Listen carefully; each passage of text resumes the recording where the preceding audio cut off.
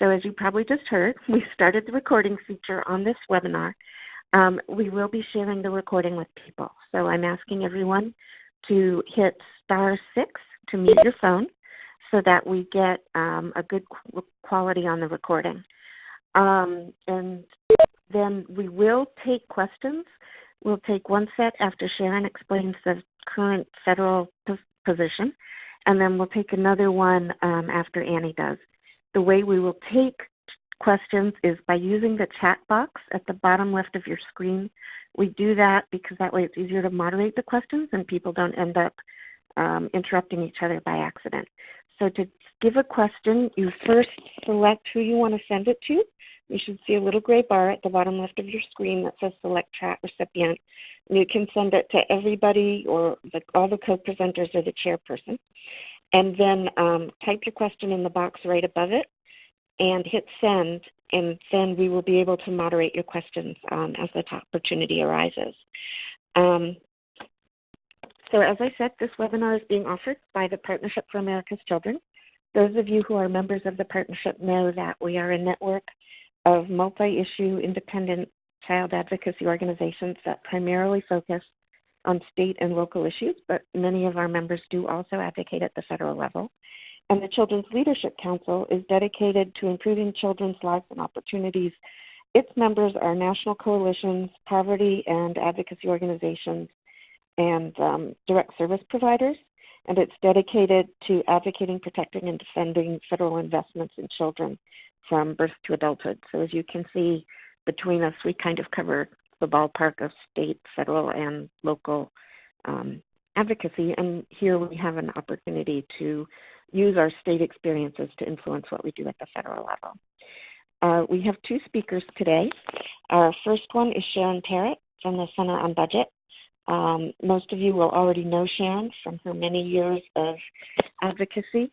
Sharon has been a fabulous partner to work with now for 20 years, and she really knows these issues and their impact on kids inside and out. And she will take us through the tax debate in terms of what's happening now and what it means for kids. And then we're going to have Annie McKay talk. Annie is the president and CEO of Kansas Action for Children. And both in that role and in her prior job, she has really, I think it's fair to say, led the tax fight, particularly from the perspective of what it meant for kids in Kansas. And so she can talk us through not only what happened, but also what advocacy strategies worked and what didn't, and what it means for federal advocacy, where the parallels are right now. As I said, this webinar is now being recorded, and we will be sharing it with those who cannot be on the call today but do want to learn from these experiences. So at this point, Sharon, I'm going to turn it over to you and have you take it from here, and then when you're done, we'll take some questions, and we'll go to Annie. Great. Thanks a lot. Hi, everybody. Nice to be with you this afternoon. What I want to do in particular, I want to make sure that most of the time we have to hear from Annie about Kansas, which is a fascinating story and a real testament to some amazing advocacy work. So what I want to try and do is just ground us on where we are in the federal tax debate, some of the key issues, and then we'll move on to Kansas. So I want to just kind of ground people in a timetable, but I want to be honest with you that I have had a version of this timetable slide since February, and it is never the same from week to week. So take it all with at least a grain of salt. In terms of the budget and tax sort of process this year, we did have the President release his budget in May, his full budget. Obviously, a lot of time was spent in Congress around the ACA repeal debate, and that really pushed back other things that normally would have happened by now. In October, Congress did pass a budget resolution, and I'm going to be talking a little bit about the budget resolution in a moment. But the budget resolution was sort of the first step in starting the budget process with respect to, at least with respect to tax this year. In the November and December timeframe, people should a little bit hold on to their hats. A lot may happen. On the other hand, a lot may get pushed over until the early part of next year, and it's very hard to predict.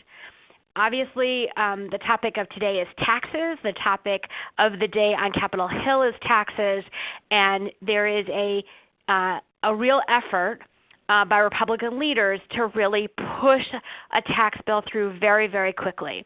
I think there is some sense that they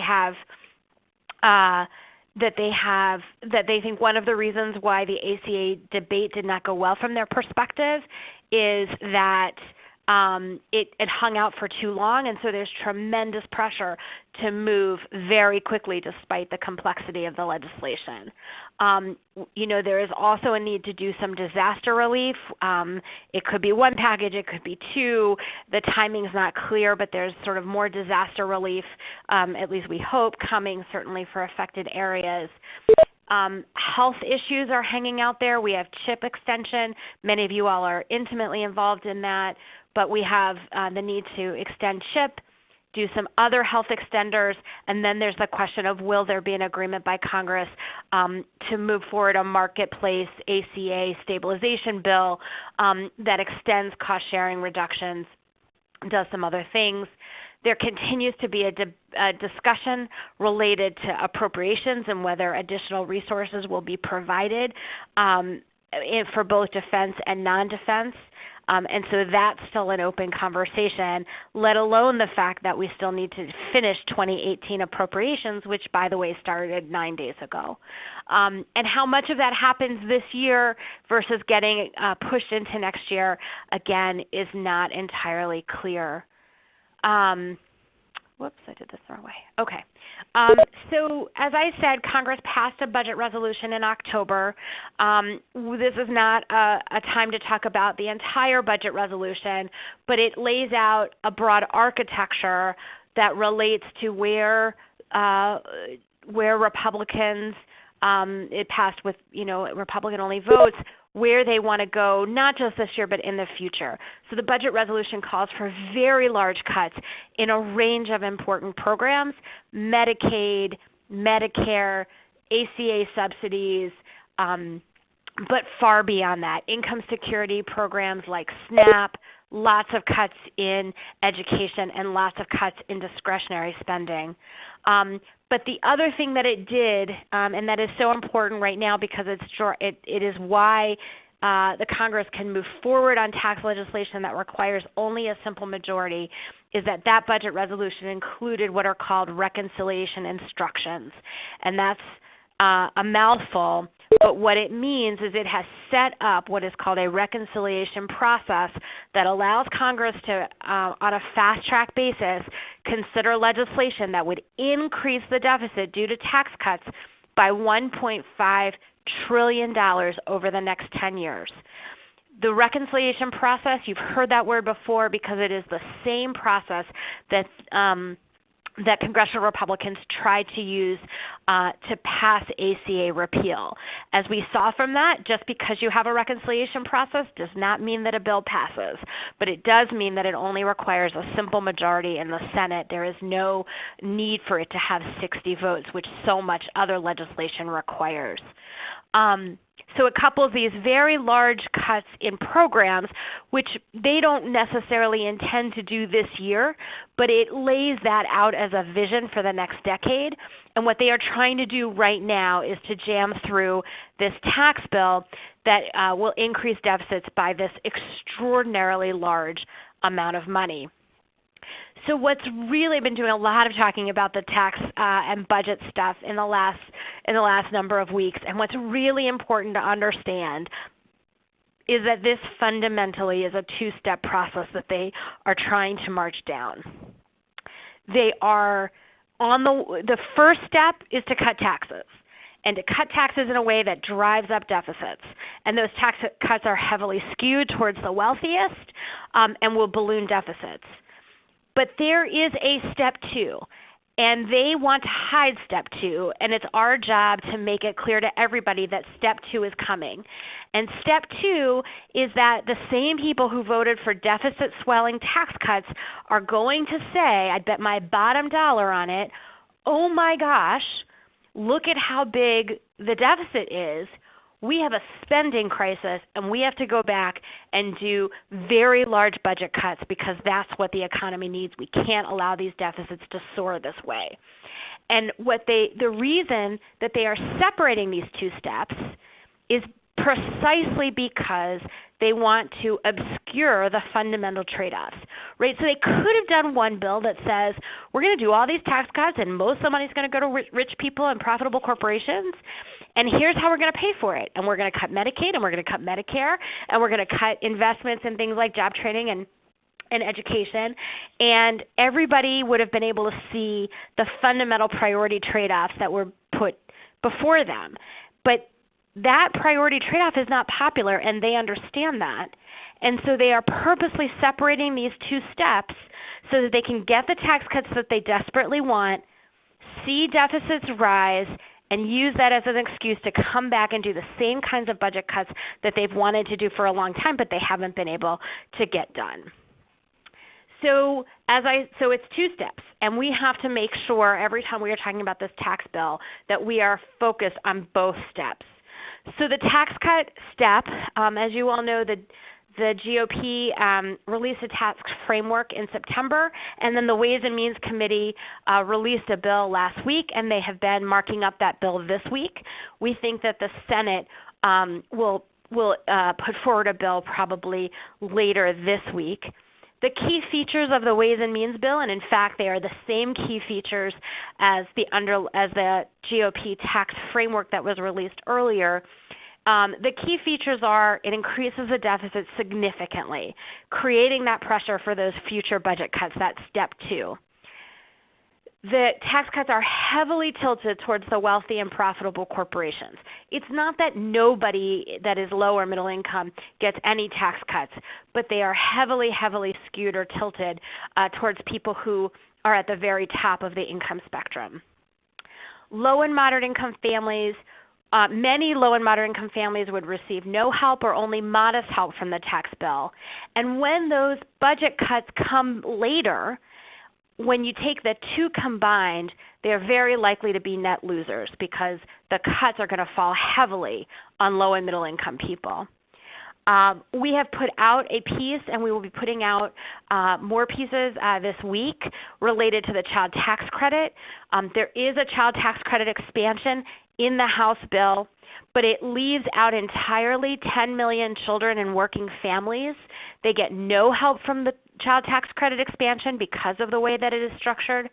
And another 13 million children are partially excluded. They get less help from the expansion than higher income families. That's just one example of how the priorities are so skewed in that bill. And while the bill cuts taxes overall, as you've seen in the press, there's a significant focus on the fact that many families do in fact see tax increases. This is just a chart to show you just how skewed the benefits from the tax cuts are. This is a way that tax wonks like to measure the impact of tax cuts. It's looking at the tax cuts and saying how much do those tax cuts raise or lower after-tax income. In 2027, this is the end of the 10-year period that the bill covers, you see that the benefits are highly disproportionate, that people at the top are getting a much bigger benefit. And as I said, under the House Ways and Means tax plan, millions of working families are excluded from the expansion of the child tax credit. So the child tax credit is the thing that many Republicans are touting as this is the thing that is good for families and kids and working families. And in our bill, we have this expansion of the child tax credit. The child tax credit is increased from $1,000 per child to $1,600 per child. But the catch is it isn't increased for everybody. And a single mom with 2 kids who's working full-time at the minimum wage, doing everything she can to support her family, she gets no help from the child tax credit expansion. But don't worry, because they went out of their way to expand the child tax credit for people that make far more than the single mom working full-time at the minimum wage. In fact, a married couple earning $200,000 would see a $3,200 increase in their child tax credit. Today they aren't eligible for the child tax credit. This would make them newly eligible and eligible for the maximum credit. So just in terms of timing, the House, as I said, is marking up the legislation now. They hope to pass the legislation on the House floor by Thanksgiving. That may, I don't know that that will happen, but that is their goal, and it is certainly the case that in the House they can steamroll things in a way that isn't necessarily indicative of the final outcome of the bill. The Senate does want to move quickly. They are looking to go to markup in the Finance Committee next week. They are looking to unveil their bill. We're expecting it late in the day tomorrow. And they would like to be on the floor of the Senate after Thanksgiving. The ultimate goal is a bill on the President's desk by Christmas. I think for those of us that are looking for ways to stop this bill, I think delay is on our side, and that is why they are pushing so hard to get it done quickly. So when we think about evaluating tax plans, whether it's the Ways and Means plan or the Senate plan that will come out later, it is important to look at the details of the plan itself to see how skewed the benefits are to the top, the degree to which gimmicks mask the true cost of the tax cuts. The Ways and Means bill costs far more than the $1.5 trillion. It's just that there's a series of gimmicks that they are using to mask the true cost. But as I previewed at the beginning, the thing we really have to make sure we are keeping our eyes on is this bigger picture. We have to help make the bigger picture clear. And that bigger picture is about the fact that there are two steps to this process, not just one. And how will the combination of the tax plan and then how those tax cuts are ultimately paid for affect families? So, the step 2 that I laid out at the beginning is to pass very large tax cuts and then point to deficits, declare spending the problem, and go after large budget cuts. What's interesting about this is that this two-step process is not hidden. There was a recent roll call story that could not have been clearer. Roll call interviewed half a dozen Budget Committee members and some other people on the House side, and they all said that what they anticipate is they're going to do tax this year and they're going to come back and do big spending cuts next year, and they're going to use reconciliation next year to get those done. In fact, one Budget Committee member said, we dream those big dreams here, and I'll take half of that dream in tax reform, and then I'll come back next spring for the other half. And it wasn't limited to fringe members. The Budget Committee Chair, Diane Black, not only did she promise that deficit reduction and cuts would be coming next year, but she made the point that that has been something committed to by leadership. I think it goes without saying, you all know better than anyone else just how important programs that could come under attack when we go to pay for these tax cuts are for kids. 34 million kids get their health coverage through Medicaid. 20 million kids have food on their table because of the help their families get from SNAP. 4 million kids have a roof over their head because of the help that they get from rental assistance. It's very important that we draw these distinctions and we try to push back against large tax cuts that bloat the deficit. The other place that we're likely to see cuts is the part of the federal budget called the Non-Defense Discretionary part of the budget. That's a mouthful, but it's basically the things that government does outside those entitlement programs. It's where we fund education and child care and Head Start and health research and a broad range of public services that are so important for the economy and for kids. We looked at the Congressional Budget Resolution. It has these very deep cuts in non-defense discretionary program funding. The cuts get deeper and deeper and deeper over the next 10 years. And there's a question about whether or not Congress really intends to do that, though that is the plan that they have put forward.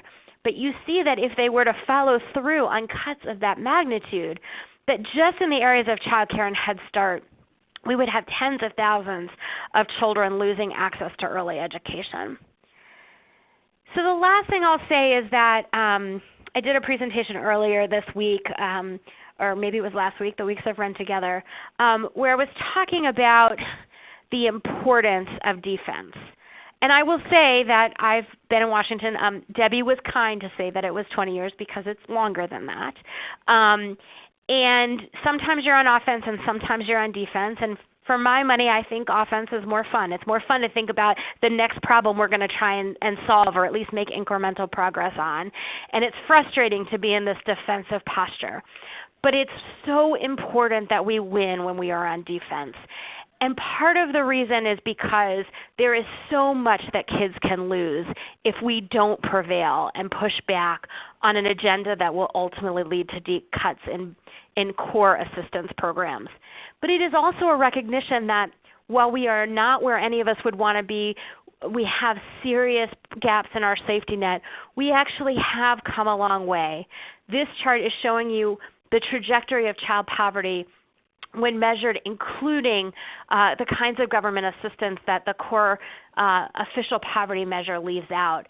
And what you see is child poverty remains too high, but we have made significant progress. We've seen it in healthcare. This is an uninsured rate. And we know we've made real progress there. But what's particularly stunning is how much progress we have made for kids, with a sharp decline in uninsurance among kids. So defense, it can be frustrating and it's a long haul, but we have a lot to defend and kids are really counting on us. And the tax fight, even though it's not the tax bill itself is probably not going to cut Medicaid and not going to cut SNAP benefits. But it is setting us up for the step 2 that will come back and do those things that will be so harmful for kids. So with that, I will stop and turn it back to Debbie, who can guide us on our next step here. Great. Sharon, thank you so much. And thank you so much particularly for that the child care and early learning slide, because that's the first time I've seen that. I suspect it is for most of us. We're going to take a minute or two here to take any questions that you might have for Sharon. You can put them in, as I said before, the lower left. First select who you want it to go to. It can go to everybody or specifically to Sharon or to all the co-presenters. And then type your question, and then we'll go ahead and give it to Sharon. But we're going to take questions by the chat feature so that we don't end up with people accidentally talking over each other.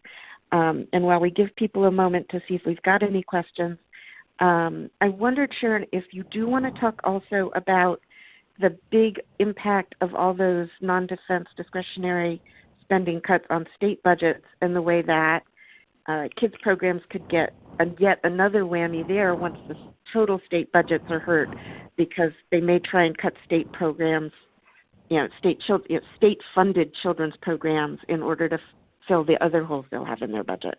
Yeah, no, it's a great question. It's a great question. Thank you for that. So right, everything keeps flowing down, right? So if the federal government makes cuts, whether those cuts are in Medicaid or whether those cuts are in those non-defense discretionary investments like K-12 education or child care or transportation, or any of a number of things where the federal government is investing through states, states then have budget holes to fill. And as they try to piece together how they're going to do it, it is inevitable that they will be forced to make cuts, that they won't be able to fill in the full amount. And so as states struggle to fill these budget holes, they are likely to open up still more budget holes at the local level. And so at the end of the day, we're going to see a diminution of services in a range of areas, both those areas that are cut federally and areas that the state cuts to try to fill in at least some of the holes because of the federal cuts.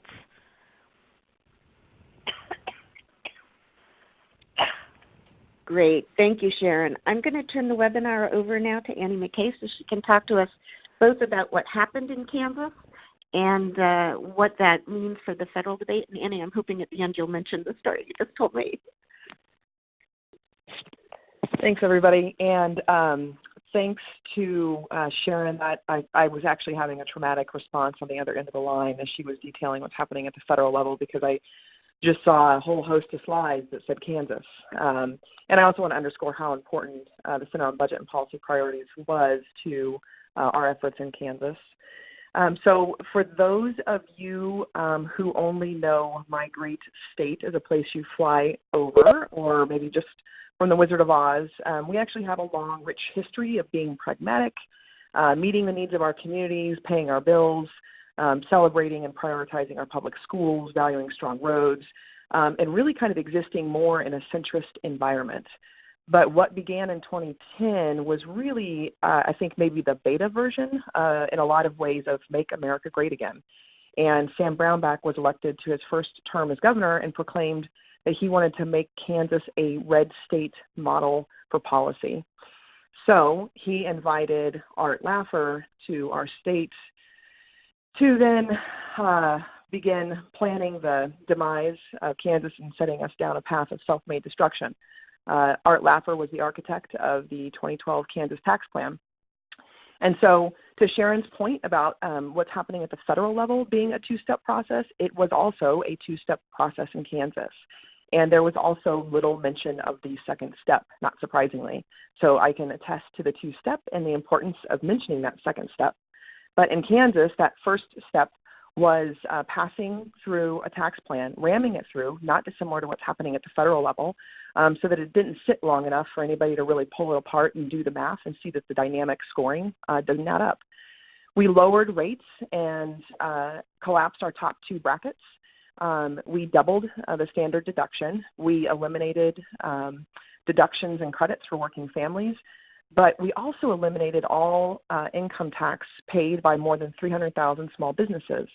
As you might suspect, Kansas is not a hotbed of capital C corporate activity, and so most of our businesses are small businesses. And suddenly, they now are paying no income tax. Those were the two key pieces, and we watched as they justified what they thought was going to be an adrenaline shot to the heart of the Kansas economy, which were Governor Brownback's words as he began to describe what he thought would happen. But what happened next was actually a little bit more like a dumpster fire. We had more revenue loss in just 1 year of the tax plan than we did in the 3 years of the Great Recession combined. We had 3 credit downgrades. We had more debt coming out of the tax plan than we did when we left the Great Recession. We actually had negative job growth. We also raised the sales tax twice. We increased other taxes. We raised fees.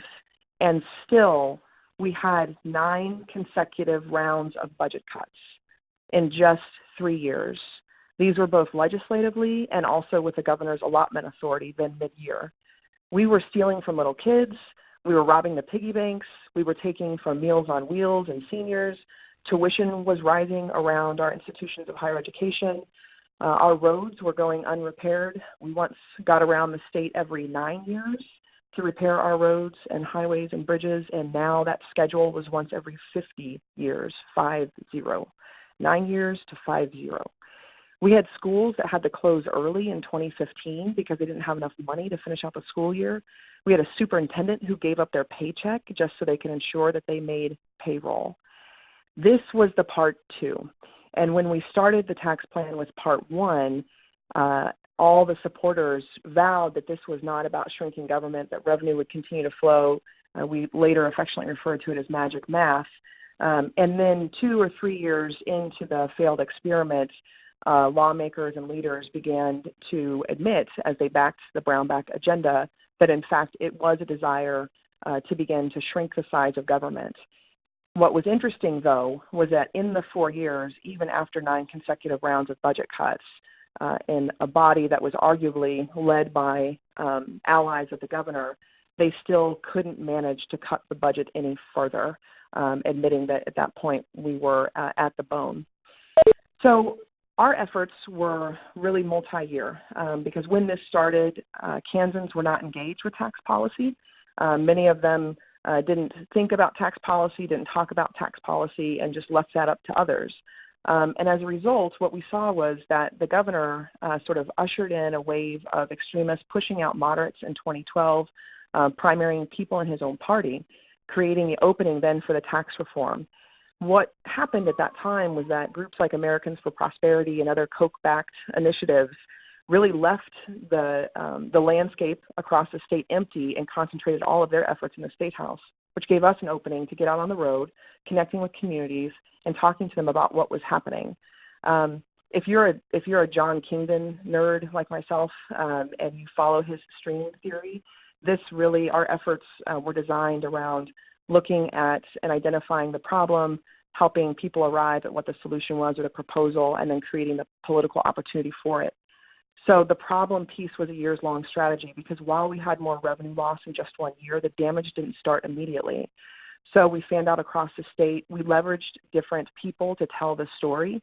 We soon had local chambers of commerce talking about what was happening from the divestments in their schools and in their roads and in their hospitals, that they were having a hard time attracting and keeping businesses.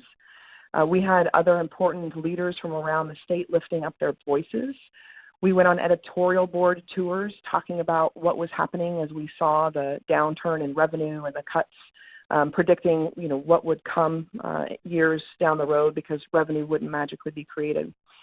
So as the public awareness grew of the damage and the cause of it, the solution to fix it became clearer in the minds of Kansans, that it was to reverse course on a failed tax plan.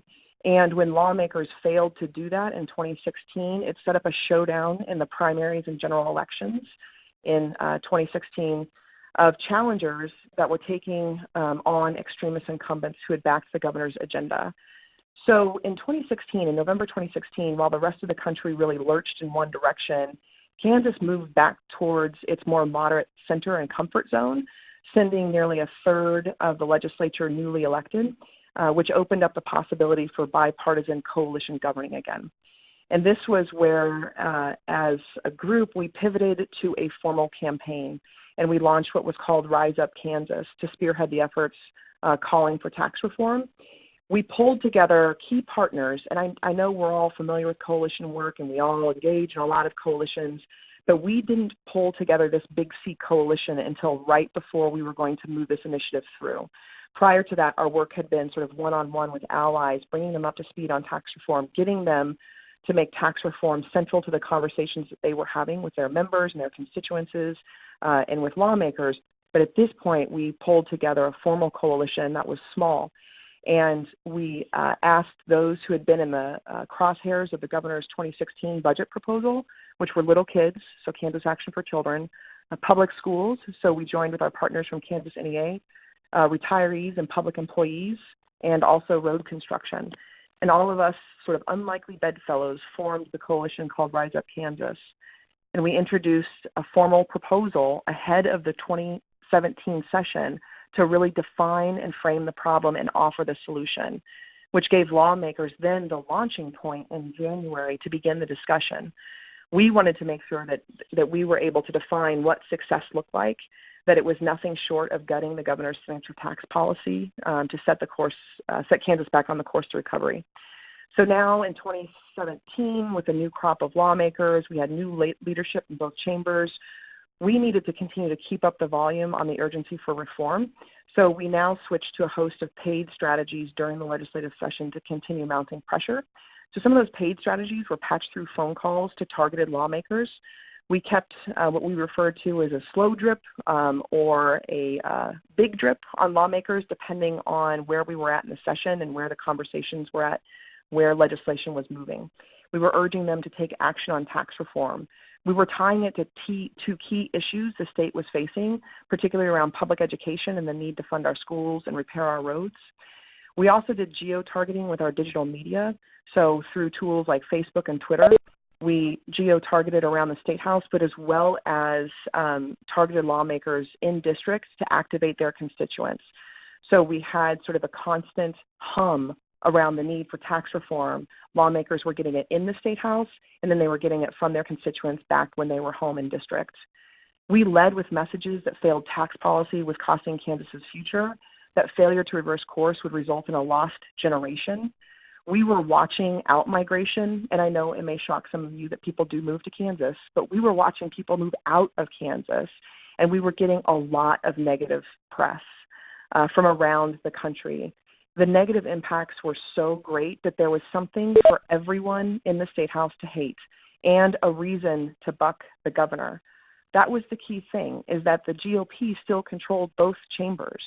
And while we had a wave of moderates and Democrats come in, there was still fairly conservative control over both our House and Senate.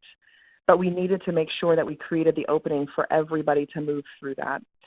So when I think a little bit about what this looked like for Republicans and how they were able to buck the leader of their own party, it had a lot to do with the headlines that were coming out constantly. So around the governor's proposal to sell off our dedicated revenue stream for early learning, the fact that our child welfare system was in crisis, that there were riots happening in our prisons, and all of this was mounting, and the press was constant.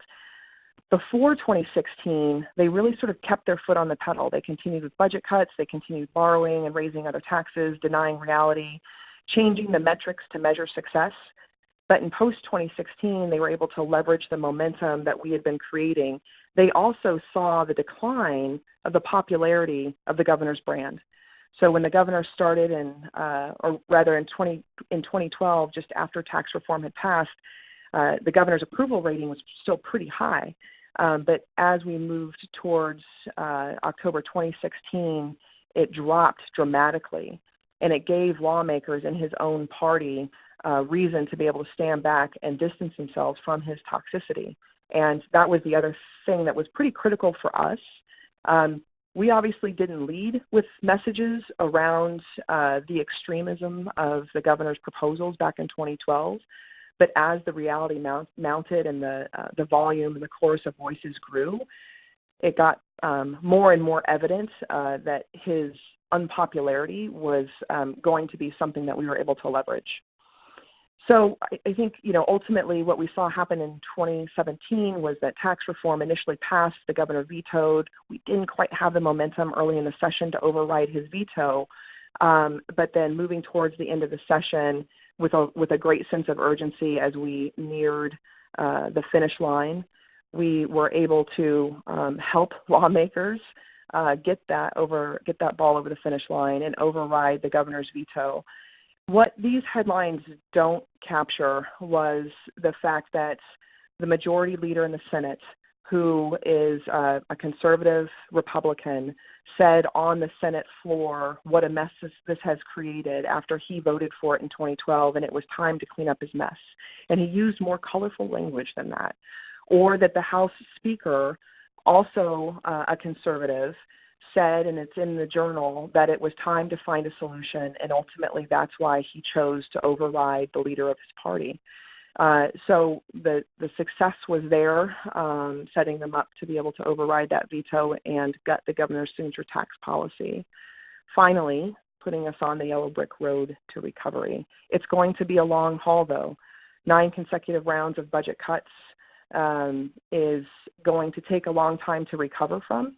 I think if we were to look out and share the lessons that we've learned, I really feel like in a lot of ways Kansas fell on the grenade for other states and the rest of the country. And we have put together a lot of evidence through infographics, and we've written blog posts, and we've got talking points.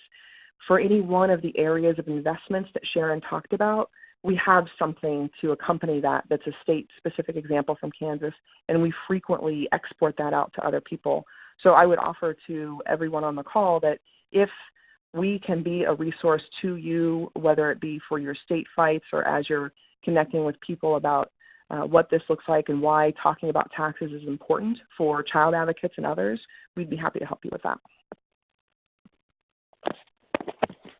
Annie, thank you so much.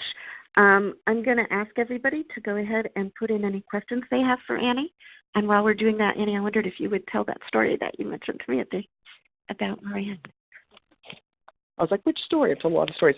The story I was mentioning was that, it is remarkable that Kansas Republicans rejected their leader and overrode his veto. And their voices have been lifted up in publications like the Washington Post and the New York Times, to the point that it's actually causing a disruption for our federal delegation, because you have Republicans in Kansas who certainly are not liberal, talking about how the failed tax policy of Kansas looks a lot like the failed tax proposal at the federal level and is not a path that they would advise going down. And our federal delegation has taken the time to reach out by phone and message to our state Republicans, asking them to quiet down, that they don't need their help at the federal level. So it's pretty interesting to see that sort of divide, because our state House Republicans understand the needs of Kansans and want to make sure that our state has the resources to meet those needs. Thanks, Annie. So I'm not seeing any questions right now. Feel free afterwards to email me if you've got questions, and we'll get you answers. And also, Annie, if I may ask, we'll work together over the next week or so to pull together things that people could use from your state to share them broadly. And we will release the recording of this webinar and the slides and a series of materials both from the center and from Annie. And on that note, Sharon, if you wanted to mention the piece that you were talking about that's coming out tomorrow, this would be a great chance to do that. Great. So I just want to let people know that we are planning tomorrow to release a new report on the child tax credit proposal in the House bill. It will have state-by-state numbers on the number of kids left entirely out, the number of kids in working families left entirely out by the kid credit expansion, and the number of kids that are partially left out that only get a partial benefit. And most of those families are actually getting a quite modest benefit. So there will be state-by-state data. We are working with some state priorities partnership groups, and so you'll be seeing things in your state, I hope, as well as from the center. So any amplification of that is always quite welcome, and hopefully those numbers will be useful to people, not only around just the child tax credit, but fundamentally about the backwards priorities that are encompassed in the House bill. Great. Thank you so much. And I want to thank both Sharon and Annie for sharing this information with us today. As I said, we will make the recording available and the slides and some additional materials. But I hope that everyone found this helpful to understand not only what the implications of the tax cuts are initially for children and families, but what the next step will be and how it will affect pretty much all of the priorities that folks fight for at the federal, state, or local level for kids and families. Giving everybody one last chance to type in questions, but we don't seem to have any. So I'm going to say thank you, and we will be in touch with the materials. And have a great day, everybody.